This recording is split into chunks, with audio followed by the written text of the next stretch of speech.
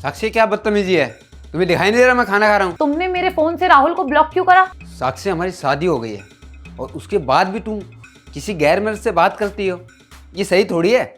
हाँ तो क्या हो गया, मेरा दोस्त है, अगर मैं उससे बात करती हूँ तो तुम्हें क्या प्रॉब्लम है? मेरी मर्जी ना, मैं किसी से भी बात करूँ। तुम ना अपने काम से काम रखो, मेरे मामले में ना पढ़ने की कोई जरूरत नहीं है। तो ठीक है, मुझे छोड़ दो ना, मुझे तलाक दे दो, मैं रह लूंगा मेरे बच्चे के साथ। बच्चा तुम्हारे साथ नहीं, बच्चा मेरे साथ रहेगा। और तलाक के बाद ना मैं तुम्हारी 60% प्रॉपर्टी भी लूंगी और हर महीने तुम्हारी तनख्वाह में से आधी सैलरी भी। और उसके बाद ना मैं रहूंगी राहुल के साथ ही। तुम में दम हो ना तो रोक के दिखा देना।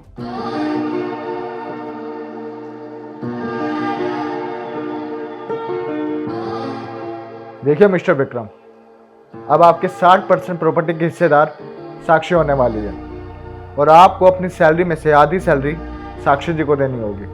लेकिन वकील साहब, इसमें मेरा कसूर क्या है? एक्स्ट्रा मैरिटल अफेयर इनका है, मैंने तो मेरे सारे फर्ज निभाए हैं। मैंने इनको पढ़ाया लिखाया, इस काबिल बनाया कि अपने पैरों पे खड़े हो सके। और मैंने तो लॉयल्टी के साथ इस रिश्ते को निभाया है और हमेशा इस रिश्ते को बचाने की कोशिश की है।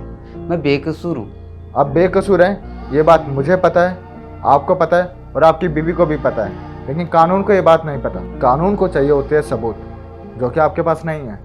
मैडम मेरी फीस तैयार रखिएगा, आपको केस मैं जिताऊंगा। हाँ वकील साहब, आपको आपकी फीस मिल जाएगी। लेकिन वकील साहब, साक्षी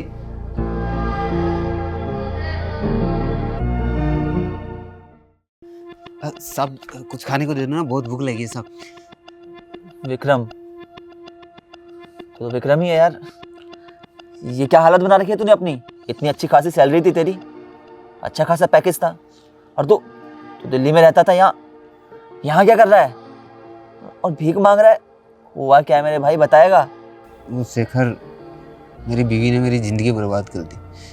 बहुत बुरा हुआ भाई तेरे साथ। सही कहा किसी ने, अगर पार्टनर खराब मिल जाए तो इंसान की पूरी ज़िंदगी बर्बाद हो जाती है। तो चिंता मत कर मेरे भाई, सब कुछ जल्दी सही हो जाएगा। चल तू गाड़ी में बैठ, पहले मैं तुझे कुछ खिलाता हूँ, फिर तू बात बताइयो कि पूरी बात क्या है।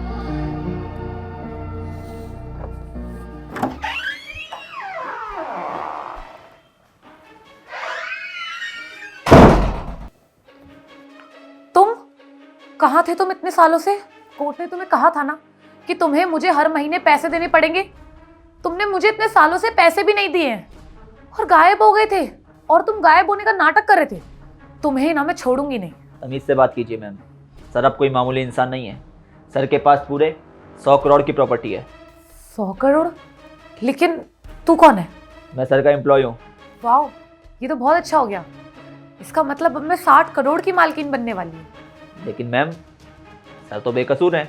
हाँ, तूने बिल्कुल सही कहा, सर का कोई कसूर नहीं है। लेकिन ये बात सिर्फ तुझे पता है, मुझे पता है और तेरे सर को पता है, कानून को नहीं। कानून तो सबूत मांगता है। सही कहा मैम आपने, कानून तो सबूत मांगता है।